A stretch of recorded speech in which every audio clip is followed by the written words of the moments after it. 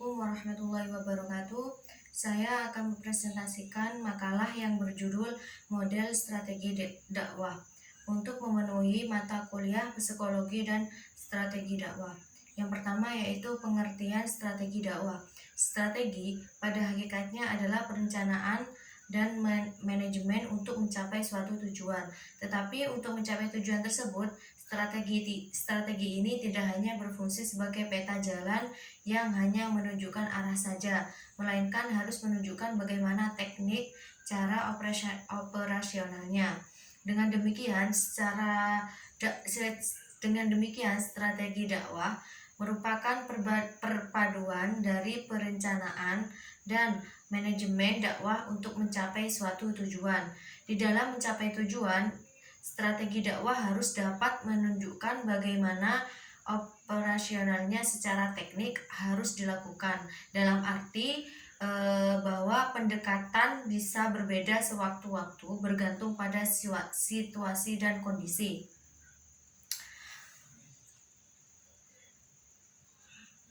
Yang kedua yaitu pentingnya strategi dakwah. Pentingnya strategi dakwah adalah untuk mencapai tujuan, sedangkan pentingnya suatu tujuan adalah untuk mendapatkan hasil yang diinginkan.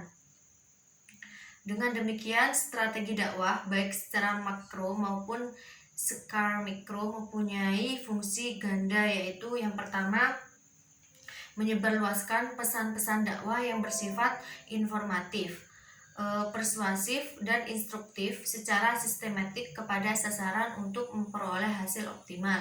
Yang kedua yaitu menjabatani akibat kemudahan diperolehnya dan kemudahan dioperasionalnya media yang begitu ampuh yang jika dibiarkan akan merusak nilai-nilai dan norma-norma agama maupun budaya.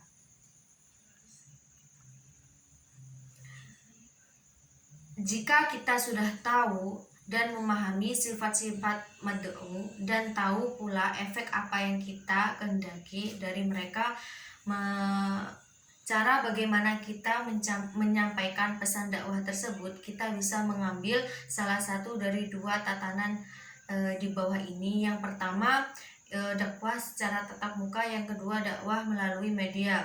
Yang ketiga yaitu peranan dalam strategi dakwah. Dalam strategi dakwah, peranan dakwah sangatlah penting. Strategi dakwah harus luwes demikian rupa sehingga dai sebagai pelaksana dapat segera mengadakan perubahan apabila ada suatu faktor yang mempengaruhi. Suatu pengaruh yang menghambat proses dakwah bisa datang sewaktu-waktu, lebih-lebih jika proses dakwah berlangsung melalui media. Yang keempat yaitu strategi dakwah. Dengan strategi dakwah, seorang dai harus berpikir secara konseptual dan bertindak secara sistematik. Adapun fungsional untuk mencapai suatu tujuan adalah yang pertama yaitu proses dakwah. Dalam menyusun strategi dakwah harus menghayati proses komunikasi yang akan dilancarkan. Yang kedua yaitu dai. Mendalami pengetahuan Al-Quran dan hadis, pengetahuan hukum Islam lainnya, sejarah Nabi, ibadah, muamalah, akhlak, dan pengetahuan Islam lainnya. Yang ketiga yaitu pesan dakwah. Yang pertama yaitu sistematis dan objektif. Yang kedua bahasanya ringan sesuai dengan situasi dan kondisi. Yang ketiga tidak harus panjang lebar. Yang keempat pesan dakwah sesuai dengan Al-Quran dan hadis. Yang kelima meyakinkan tidak meragukan. Yang keenam isinya menggambarkan tema pesan secara menyeluruh. Selanjutnya yaitu media dakwah, meliputi radio, televisi, dan mimbar. Yang kelima yaitu mad'u. Mad'u diantaranya yaitu komponen yang paling banyak meminta perhatian. Yang kedua selektif dan kritis, memperhatikan suatu pesan dakwah, khususnya jika berkaitan dengan kepentingan. Yang keenam yaitu efek dakwah. Yang pertama, efek kognitif, berhubungan dengan pikiran atau penalaran sehingga halayak yang semula tidak tahu menjadi memahami, yang tidaknya bingung menjadi merasa jelas.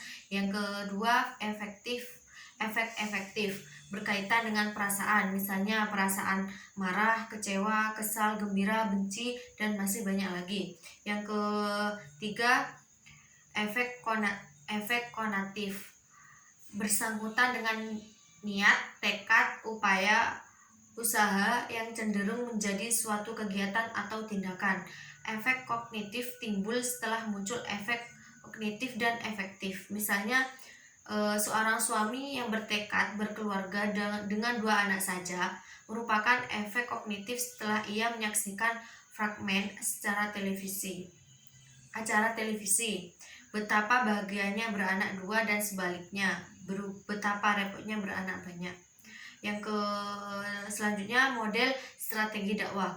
Model strategi dakwah itu meliputi dakwah fardiyah, merupakan metode dakwah yang dilakukan seseorang kepada orang lain atau kepada beberapa orang dalam jumlah yang kecil dan terbatas. Yang kedua, dakwah ammah, merupakan metode yang dilakukan oleh seseorang dengan media lisan yang ditunjukkan kepada orang banyak dengan maksud menanamkan pengaruh kepada mereka.